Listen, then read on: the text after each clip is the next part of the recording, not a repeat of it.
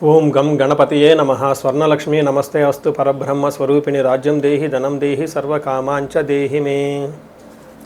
ప్రతి ఒక్కళ్ళకి స్వర్ణలక్ష్మి అమ్మవారు బ్రహ్మ జ్ఞానాన్ని ఇవ్వాలని, తద్వారా ప్రతి ఒక్కళ్ళు ప్రతి నిమిషము చక్కగా నవ్వుతూ హ్యాపీగా ఉత్సాహంగా ఉండాలని, అలానే కొన్ని సందర్భంలో మనకు నచ్చినవి వస్తాయి, కొన్నిసార్లు కొంచెం లేటుగా రావచ్చు. అలానే మనకు నచ్చిన వాళ్ళు కొన్నిసార్లు మన దగ్గర ఉండవచ్చు, కొన్నిసార్లు దూరంగా ఉండవచ్చు. ప్రతి సందర్భంలో కూడా ప్రతి ఒక్కళ్ళు చక్కగా నవ్వుతూ హ్యాపీగా ఉండాలని, ఉత్సాహంగా ఉండాలని, అలానే మనస్తత్వం మనకి అమ్మవారు ఇవ్వాలని చెప్పేసి మనం కోరుకుందాం. అంతేకాకుండా అమ్మవారు మనకి ధనాన్ని ఇవ్వాలి, ఐశ్వర్యాన్ని ఇవ్వాలి, సర్వకామాంచ సిద్ధి, అనుకున్న ప్రతి కొరకు కూడా నెరవేరాలి.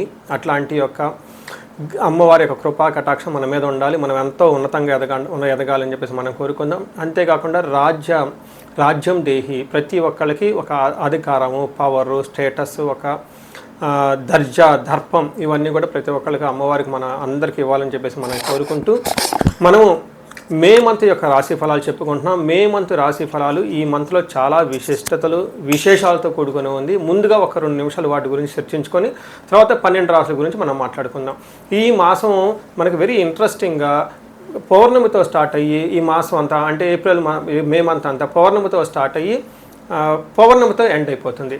మనం చూసుకుంటే ఇందులో వైశాఖ మాస పౌర్ణమితో స్టార్ట్ అయ్యి జ్యేష్ఠ మాస పౌర్ణమికి మనకి మే మంత్ అంతా ఎండ్ అయిపోతుందని గమనించుకోవాలి. ఇందులో 3 ముఖ్యమైన విశేషాలు ఉన్నాయండి. ఒకటి, ఈ మంత్ మనకి బిగినింగ్లోనే బుద్ధ పూర్ణిమతో స్టార్ట్ అయిపోతుంది. దీన్ని గురు పూర్ణిమ అంటారు, బుద్ధ పూర్ణిమ అని అంటారు, వైశాఖ మాస పూర్ణిమ అంటారు. చాలా చాలా విశిష్టత కలిగిన పూర్ణిమ. పర్టికులర్గా గురువుకు సంబంధించి, చంద్రుడికి సంబంధించి ఎవరైనా కనుక దోషాలు ఉంటే ఆ రోజున మెడిటేషన్, ధ్యానం చేస్తే చాలా బాగుంటుంది. కొన్ని వైష్ణవ టెంపుల్లో విష్ణుమూర్తికి కళ్యాణ మహోత్సవం కూడా జరుపుతూ ఉంటారు. చాలా చోట్ల జాతరలన్నీ జరుపుతూ ఉంటారు. ఒక వెరీ ఇంట్రెస్టింగ్, చక్కగా బాగా ఎంజాయ్ చేయవలసిన పౌర్ణమి వైశాఖ మాస పౌర్ణమి. తర్వాత మనకి 12 తారీఖు హనుమత్ జయంతి ఉంది. ఇది చాలా చాలా ముఖ్యం. పర్టికులర్గా ఏలినాటి శని ఎవరికైతే ఉంటుందో, తర్వాత కుజదశ, కుజుడు అనుకూలంగా ఎవరికైతే ఉన్నారో వీళ్ళు ఈ హనుమత్ జయంతిని చక్కగా జరుపుకోవాలని నేను కోరుకుంటున్నాను. ఆస్ట్రాలజికల్గా అంటే జ్యోతిష శాస్త్రం ప్రకారం ఒక ముఖ్యమైన విషయం ఉందని అందరికీ బాగా తెలిసింది, కర్తరి అంటారు. అంటే సూర్యుడి కృతికా నక్షత్రంలో ప్రవేశించిన తర్వాత సూర్యుడి యొక్క తీవ్రత చాలా అధికంగా ఉంటుంది కాబట్టి ఈ 13 రోజులు 15 రోజులు కర్తరి అంటారు. ఈ రోజుల్లో ఎక్కువగా మంచి మంచి పనులు చేయకుండా నిషిద్ధం అని చెప్తూ ఉంటారు. అంటే ఈ మాసంలో కర్తరి వచ్చేటప్పటికి 11వ తారీఖున కర్తెర స్టార్ట్ అవుతుంది, 28వ తారీఖు కర్తెర ఎండ్ అయిపోతుంది అనమాట. ఈ ఉన్న మధ్యలో 15-16 రోజులు మనం చూసుకుంటే కర్తరి అంటారు. ఈ కర్తెరలో జనరల్గా బావులు తవ్వటాలు, తర్వాత వ్యవసాయానికి సంబంధించిన పనులు స్టార్ట్ చేయటాలు, వివాహాలకు సంబంధించి లేదా కొంచెం గృహప్రవేశాలు లాంటివి చేయకుండా ఉంటే మంచిది. అయితే ఈ కర్తెర ఆధ్యాత్మికానికి సంబంధించిన పనులు చేయడానికి చాలా చాలా యోగ్యతనిస్తూ ఉంటుంది. హోమాలు చేసుకోవచ్చు, విద్యారంభం చేసుకోవచ్చు, చాలా మంచి మంచి పనులు, ఆధ్యాత్మిక సంబంధించిన ఎలాంటి పనులైనా చక్కగా చేసుకోవచ్చు. అలానే ఇంటికి సంబంధించిన పనులు, పాత ఇంటికి సంబంధించిన పనులు అవన్నీ చక్కగా చేసుకోవచ్చు. ఆల్రెడీ అంతకుముందు వివాహానికి సంబంధించిన పనులు చేస్తుంటే ఈ టైంలో కూడా కంటిన్యూ చేసుకోవచ్చు. అయితే కొత్తగా మాత్రం కొన్ని విషయాలు మాత్రం చేయకూడదని చెప్తుంటారు. సో ఇందులో ఇంతే కాకుండా జ్యోతిష శాస్త్రం ప్రకారం 4 గ్రహాలు ఈ మాసంలో కూడా మారుతూ ఉన్నాయి. ఇది కూడా ఒక ముఖ్యమైన విషయం. మనం ఇక ముందు వీడియోలో ఈ 4 గ్రహాల యొక్క ఇంపాక్ట్ ప్రతి రాశికి ఎలా ఉందో మనం తెలుసుకుందాం. వృశ్చిక రాశి మనం చూస్తే ఇందులో ఉన్న ఫస్ట్ నక్షత్రాలు తెలుసుకుందాం. విశాఖ 4వ పాదం, అనురాధ 1, 2, 3, 4 పాదాలు, జ్యేష్ఠ 1, 2, 3, 4 పాదాలు అంతా వృశ్చిక రాశిలో ఉంటారు. పేరు బలం చూస్తే చాలా పాపులర్ అయిన పేర్లు మాత్రం ఇందులో వీళ్ళకి ఉంటాయండి. ఇందులో తో, నా, నీ, ను, నేను, యా, ఈ, యు అన్న అక్షరాలంతా కూడా మనకి వృశ్చిక రాశిలో ఉంటాయని గమనించాలి. మనకి ఈ ముందుగా చెప్పుకునే విధంగా 4 గ్రహాలు మారటంతో సూర్యుడు, బుధుడు, కుజుడు, శుక్రుడు మారటంతో ఈ యొక్క మంత్ ఎలా ఉంటుందో మనకు మహర్షులు సూక్ష్మ గోచారం, లఘు గోచారం అన్న ఒక కాన్సెప్ట్లో చిన్న చిన్న వర్డ్స్లో ఎక్స్ప్లెయిన్ చేయడం జరుగుతూ ఉంటుంది. అది టోటల్గా న్యూస్లో హైలైట్స్ లాగా. అది చూస్తే ఇందులో సూర్యుడికి 6వ స్థానంలో ఉండటంతో శత్రు నాశాంత అని చెప్తూ ఉంటారు. అంటే శత్రువులు అనేవాళ్ళు ఎవరూ లేకుండా వెళ్ళిపోతూ ఉంటారు. తీర్థయాత్రలు చేసేవాళ్ళు అవకాశం ఎక్కువగా ఉంటుంది. కుజుని వల్ల వీళ్ళకి ధన సంపదలు వచ్చే అవకాశం ఎక్కువ ఉంటుంది. ఇంతే కాకుండా వీటితో పాటుగా సంపదలు శుక్రుడు తీసుకుని వస్తూ ఉంటే విరోధము, అంటే మీకు ఆటంకాలు కలిగించే వాళ్ళు, మిమ్మల్ని వ్యతిరేకించే వాళ్ళు, మిమ్మల్ని ప్రతిఘటించే వాళ్ళు కూడా ఉంటారని ఈ యొక్క సూక్ష్మ గోచారం ద్వారా, లఘు గోచారం ద్వారా మనం తెలుసుకోవచ్చు. ఇప్పుడు ఇండివిజువల్గా ఒక్కొక్క గ్రహం ఎలా ఉందో మనం చూద్దాం. అందులో భాగంగా సూర్యుడు వీళ్ళకి ఈ 6వ స్థానంలో ఉండి 7వ స్థానానికి మూవ్ అవటంతో ఫస్ట్ 15 డేస్ చాలా బాగుంటుంది. శత్రువులు అనే వాళ్ళు ఎవరు ఉండరు. చేసుకున్న మీరు తలపెట్టిన పనులన్నీ చక్కగా అవుతూ ఉంటాయి. ఎక్కడ కూడా ఒక చిన్న రిమార్క్ రాకుండా వర్క్ అంతా ముందుకెళ్ళిపోతూ ఉంటుంది. అయితే 15వ తారీఖు సూర్యుడు మారటంతో ఒక 30 డేస్ మీకు సామంత జన విద్వేష ధారాపీడ సుతామయం ఉత్సాహ భంగకారిణి గోచారస్తే సప్తమే రవి అని చెప్తారు. అంటే దాని మీనింగ్ ఏంటి? సామంత జన విద్వేష, మీ కింద పనిచేసే వాళ్ళు ఎవరన్నా ఎంప్లాయీస్ లేదంటే సబార్డినేట్స్ ఉంటే మిమ్మల్ని ద్వేషించి మీ మీద నెగిటివ్ కంప్లైంట్స్ పెట్టే అవకాశం ఉంటుంది. ధారాపీడ సుధామయం, ఇందులో ఏం చెప్తారు? భార్యకు కొంచెం హెల్త్ బాగా ఉండకపోవచ్చు. అంతేకాకుండా సంతానానికి అనారోగ్యము అవకాశం ఉంటుంది. అయితే ఉత్సాహ భంగకారణి, ఇది చాలా ఇంపార్టెంట్ మాట అండి. అంటే మీరు చాలా ఎనర్జెటిక్గా ఒక మంచి ప్లాన్ తీసుకొచ్చేసి దీన్ని ఎగ్జిక్యూట్ చేద్దాము, ముందుకెళ్ళిపోదాము అని మీరు కనుక ఒక ప్రపోజల్ చేస్తే దాన్ని వాళ్ళు క్రాష్ చేసి పక్కనేసే అవకాశం ఎక్కువగా ఉంటుంది. అంటే మీ ఎనర్జీకి వేరే వాళ్ళ ఎనర్జీ మ్యాచ్ అవ్వదు. దాంతో మిస్లీడింగ్ అంటే మిస్కమ్యూనికేషన్స్ వచ్చే అవకాశం ఎక్కువ ఉంటుందని గమనించుకోవాలి. అయితే శుక్రుడు 7వ స్థానంలో ఉండి ఫస్ట్ హౌస్ని దృష్టి పెట్టడంతో కొంచెం హెల్త్ టైర్డ్నెస్గా ఉండటం, డీహైడ్రేషన్ అవ్వటం, గ్యాస్ట్రైటిస్ వచ్చే ప్రాబ్లం ఉంటుందని గమనించాలి. అయితే సూర్యుడు మనకి చాలా విషయాల్లో చక్కగా ఉన్నా కానీ కొన్ని విషయాల్లో మీకు ఆటంకాలు కలిగిస్తూ ఉన్నా, బట్ కుజుడు చక్కగా 6వ స్థానంలో ఉండటం మంచి ఉపయోగం ప్రకారంగా చాలా యూజ్ఫుల్గా ఉండే అవకాశం ఉంటుంది. దీంట్లో ఏ విధంగా అని గమనిస్తే కుజుడు 6వ స్థానంలో ఉంటే వస్త్రలాభో ధాన్యలాభో ధనలాభో యథాస్తథ మనోల్లాసో ధర్మసిద్ధి షష్టమస్తే భవేత్ కుజ అంటారు.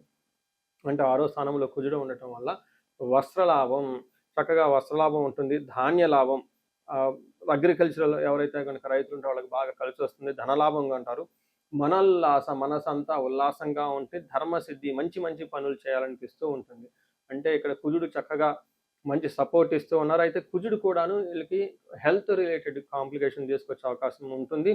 పర్టికులర్గా భార్యాభర్తల మధ్య చిన్న చిన్న గొడవలు కూడా వచ్చే అవకాశం ఉంటుందని గమనించాలి.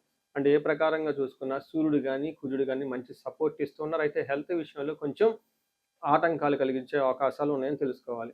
దీనితో పాటు మనకి శుక్రుడు వీళ్ళకి 8వ స్థానంలో ఉండటంతో 8వ స్థానంలో శుక్రుడు ఉండటం చాలా మంచిగా కలిసి వస్తుంది. దుఃఖానాశాంత మహాశౌక్యం బంధుమిత్ర సమాగమ రాజదర్శనం అర్ధప్రాప్తి రాష్ట్రమస్తే భృగునందనే అని చెప్తారు. అంటే 6వ ఇంట్లో కనుక శుక్రుడు ఉంటే దుఃఖనాశ అంటే మీకు ఇప్పటిదాకా ఏదైనా విషయంలో పడుతూ ఉంటే అదంతా పోయే అవకాశం ఉంటుంది. మహాసౌఖ్యం, మంచి కంఫర్టబుల్గా ఉంటారు. బంధుమిత్ర సమాగం, బంధువులతోటి మిత్రులతోటి చక్కగా కలిసి పార్టీల్లో ఫంక్షన్లో పార్టిసిపేట్ చేసే అవకాశం ఉంటుంది. రాజదర్శనం అర్ధప్రాప్తి అంటే పై అఫీషియల్ని కలవటము, మీకు కావాల్సిన ఏదైనా ప్రపోజల్స్ వాళ్ళతో చెప్పుకోవటం, వాళ్ళకి మీకు అనుకూలంగా ప్రవర్తించే అవకాశం ఎక్కువగా ఉంటుంది. అర్ధప్రాప్తి, ధనం కూడా వస్తుంది. సో చూసారు కదండి. అంతేకాకుండా టయానికి మంచి ఫుడ్ తింటూ చక్కగా యాక్టివ్గా ఎనర్జిక్గా ఉంటారని చెప్పవచ్చు. వీటితో పాటు మనం నక్షత్రం ప్రకారం కూడా మనం తెలుసుకోవచ్చు ఎలా ఉంటుందో. గ్రహాలు నక్షత్రాల మీద ప్రయాణం చేస్తున్నప్పుడు కొన్ని నక్షత్రాలకు ఏ విధంగా ఉంటుందో అంగగోచారం అనే కాన్సెప్ట్ ద్వారా మనకు మహర్షులు వివరించడం జరిగింది. అందులో భాగంగా విశాఖ నక్షత్రం వారికి రాజ్యలాభము, వస్త్రలాభము అని చూపిస్తుంది. అంటే మీకు ప్రమోషన్స్ వచ్చే అవకాశం ఉంటుంది. అలానే షాపింగ్స్కి వెళ్ళే అవకాశం ఉంటుంది. దీనితో పాటు దరిద్రము, ధనహీనత, ఫైనాన్షియల్గా బాగా ఇబ్బందులు పడే అవకాశం ఉంటుంది. అనురాధ నక్షత్రం వారికి బంధనము, రాజ్యలాభము, ధన జయము చూపిస్తుంది. అంటే వీళ్ళకి ఖచ్చితంగా ప్రమోషన్ వస్తుంది, జయప్రదంగా ఉంటారు. అయితే వీళ్ళకి ధన ప్రాప్తి కూడా చక్కగా ఉంటుంది. అయితే ఒక్క విషయంలో కేర్ఫుల్గా ఉండాలి. వీళ్ళకి రోగము, బంధనము చూపిస్తూ ఉంటుంది. ఇక్కడ రోగం అంటే హెల్త్ అందరికీ తెలిసింది. అయితే ఇక్కడ బంధనం అంటే ఏంటంటే చాలామందికి ఎన్ఆర్ఐలు ఉంటారు. వాళ్ళు ఇండియా వచ్చేద్దామా, అక్కడే జాబ్లో వచ్చేద్దామా, లేదంటే అక్కడ జాబ్లో మేము ఆల్రెడీ ఒక జాబ్లో ఉన్నాము, ఇంకో జాబ్ మారాలనుకుంటున్నారు, జాబ్ సరిగా లేదు, అసలు మనకి జాబ్ సరిగా లేదు కాబట్టి ఆల్టర్నేట్గా బిజినెస్ చేద్దాం, ఇలా రకరకాల థాట్స్తో ఎక్కువగా కన్ఫ్యూజన్లో ఉండే అవకాశం ఉంటుంది. అది కొంచెం సబ్జెక్ట్ మ్యాటర్స్ ఎక్స్పర్ట్ తీసుకోవటం, ఒకసారి మీ హారోస్కోప్ చెక్ చేయించుకొని మీ హారోస్కోప్కి తగిన విధంగా ఎలా ఉంటుందో చూపించుకోవడం చాలా ఇంపార్టెంట్. ఈ రాశి వాళ్ళకి, వృశ్చిక రాశి వాళ్ళకి మీరు గమనిస్తే అష్టమంలో గురువు ఉండటం వల్ల కొంచెం ఉద్యోగంలో ఇబ్బందులు పడుతూ ఉన్నారు చాలామంది. ఒకసారి ఇండివిజువల్గా మీ హారోస్కోప్ చెక్ చేసుకొని ఆ హారోస్కోప్ ద్వారా ఏముంది మీ హారోస్కోప్లో అని తెలుసుకొని తద్వారా ముందుకెళ్తే చాలా బాగుంటుంది. అలాగే అనురాధ నక్షత్రం వాళ్ళకి బంధనము, రాజ్యలాభము, జయము, ధన ప్రాప్తి కూడా ఉంది. చక్కగా బాగుంటుంది. జ్యేష్ఠ నక్షత్రం వాళ్ళకి రాజ్యలాభము, జయము, ధన ప్రాప్తి ఉంటుంది. అలానే రోగము, బంధనము చూపిస్తుంటుంది. అంటే మీకు టోటల్గా కొంచెం హెల్త్ కాంప్లికేషన్స్ ఉండటంతో అలానే వేరే వేరే కారణాల చేత మీరు ఒక స్ట్రక్ అయిపోంటారు, ఒక కన్ఫ్యూజ్డ్ అయిన స్థితిలో ఉంటారు. ఎలా ఉంటే బాగుంటుంది అనేది. ఇలా వాటి విషయంలో ఒకసారి మీరు హారోస్కోప్ చెక్ చేయించుకుంటే చాలా బాగుంటుంది. మీ హారోస్కోప్లో ఏంటి మీ స్ట్రెంగ్త్ అనేది చూపించుకోవడం చాలా చాలా ఇంపార్టెంట్. సో ఇవి కాకుండా విశాఖ నక్షత్రం వారికి పర్టికులర్గా శతభిష నక్షత్రం తరపున రాహు ఉండటంతో కొంచెం మానసిక ఆందోళన ఎక్కువ ఉంటాయని గమనించుకోవాలి. సో చూశారు కదండి, ఏ ఏ గ్రహం ఎంత అనుకూలంగా ఉంది, ఎంత ప్రతికూలంగా ఉంది తెలుసుకున్నారు కదా. టోటల్గా చూస్తే కొంచెం మిక్స్డ్గా ఉంది. కొన్ని విషయాల్లో బాగుంది, కొన్ని విషయాల్లో కొంచెము ఇబ్బంది పెడుతూ ఉంది అని మనం తెలుసుకున్నాం. పర్టికులర్గా కుజుడు, శుక్రుడు, సూర్యుడు బాగా అనుకూలంగా ఉన్నారు. అంటే ఒక రకంగా పర్సెంటేజ్లో చెప్పాలంటే ఒక 70% వరకు బాగుందని తెలుసుకున్నారు. మనం చెప్పుకోవచ్చు ఒక 30% కొంచెం ఇబ్బందులు ఉందని తెలుసుకోవచ్చు. ఈ రాశి వారికి ముఖ్యంగా ఎవరైతే ఏజ్ 35 నుంచి 45 మధ్యలో ఉన్నారో వాళ్ళకి ఒక రీసెర్చ్ గ్రూప్ లాగా స్టడీ చేస్తున్నాను నేను. ఎవరికైనా గనక ఆర్థికంగా ఇబ్బందులు పడిపోతూ ఉంటే స్వర్ణలక్ష్మి విశేష హోమం అని ఉంటుంది, దాన్ని చక్కగా జరిపించుకోండి. తద్వారా మీకు బహుముఖ ఆదాయము, వనరుల ద్వారా వచ్చే అవకాశం ఉంటుంది. మల్టీ సోర్సెస్ ఆఫ్ ఇన్కమ్ వస్తుంది. అంతేకాకుండా భార్యాభర్తల మధ్య చాలా చక్కగా అన్యోన్యంగా ఉండాలి, అభివృద్ధి జరగాలనుకున్నప్పుడు అన్యోన్య దాంపత్య పాశుపత అభిషేకము లేదా విశ్వావసు గంధర్వరాజ అభిషేకం అని ఉంటుంది, దాన్ని చక్కగా జరిపించండి. అంతేకాకుండా చాలాసార్లు మేము చండీ హోమాలు ఎక్కువ జరిపిస్తూ ఉన్నాము. లాస్ట్ మంత్ చూసుకుంటే చాలా చండీ హోమాలు చేశాము. ప్రతి ఒక్కళ్ళకు కూడా శత్రు బాధలు ఉన్నా, లేదంటే కోర్టు వ్యవహారాలు సరైన అటిడ్ కాకుండా మధ్యలో ఆగిపోతున్న, మీరు ఆఫీసుల్లో ఒక మంచి మేనేజర్ లెవెల్ పొజిషన్లో ఉండి సీనియర్ పొజిషన్లో ఉన్న, మీ మీద ప్రమోషన్ రాకుండా అడ్డుపడుతున్నా, వేరే వాళ్ళు మీకు కావాలని ఇబ్బంది పెడుతున్నా కానీ ఇలాంటి వాళ్ళు చండీ హోమం చేయించుకున్నా, అలానే రాహు దశ ఎవరికైతే నడుస్తుందో వాళ్ళంతా రాహు అంతర్దశలో వాళ్ళు ఉన్నారో చండీ హోమం చేయించుకుంటే చాలా బాగుంటుంది.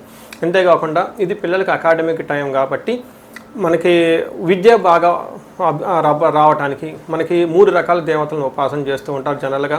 హయగ్రీవ స్వామి, మేధా దక్షిణామూర్తి, నీలా సరస్వతి. మీ యొక్క ఇండివిజువల్ యొక్క జాతకం చూపించుకొని ఒక్కసారి ఆ యొక్క మీ యొక్క జాతకానికి అనుగుణంగా ఏ దేవతలకు సంబంధించిన ఉపాసన చేస్తే బాగుంటుంది, ఆరాధిస్తే బాగుంటుందో తెలుసుకొని తద్వారా ఆ యొక్క దేవతలకు పర్టికులర్ మేధా దక్షిణామూర్తికి మూలమంత్ర జపము, హోమము, దానాలు ఇవన్నీ చేసుకుంటూ ఉంటే అకాడమిక్స్లో పెర్ఫార్మెన్స్ వచ్చే అవకాశం ఎక్కువ ఉంటుంది.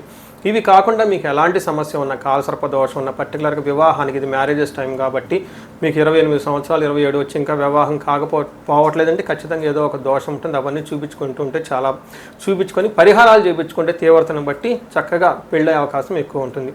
ఇవి కాకుండా మీ లైఫ్ అప్పటిదాకా 35 ఇయర్స్ వరకు చాలా బాగుంది, మాకు 35-45 మధ్యలో ఉండి అనుకోని విధంగా మేము మధ్యలో కెరీర్లో ఆగిపోయాము, స్టాగ్నేషన్ పీరియడ్ వచ్చింది, కన్ఫ్యూజన్ వచ్చింది, ఎటెల్లలో అర్థం కావట్లేదు అనుకున్న వాళ్ళు ఒక్కసారి జాతక చక్రం చూపించుకొని ఎందుకు ఇది వచ్చింది, దానికి ఏమన్నా శాపాలు ఉన్నాయా లేదంటే ఏమన్నా గ్రహ దోషాలు ఉన్నాయో తెలుసుకొని ఆ శాపాలు, ఆ గ్రహ దోషాలు తీసేసుకుంటే లైఫ్ 10 ఇంట్లో ఖచ్చితంగా ముందుకెళ్తూ ఉంది. ఇంకా ఒకటి, ఎవరికైతే ఏలినాడు శని, అర్ధాశ్రమ శని, తర్వాత అష్టమ శని నడుస్తూ ఉందో వాళ్ళందరూ కూడాను చక్కగా సంపూర్ణ శాంతి పూజలు చేయించుకోవాలని చెప్పేసి, మీకు ఎలాంటి సమస్య ఉన్నా కానీ దానికి చక్కటి పరిష్కారం ఉంది. ఎలాంటి కన్ఫ్యూజన్ ఉన్నా దానికి పరిష్కారం మీ జాతకంలోనే ఉంది.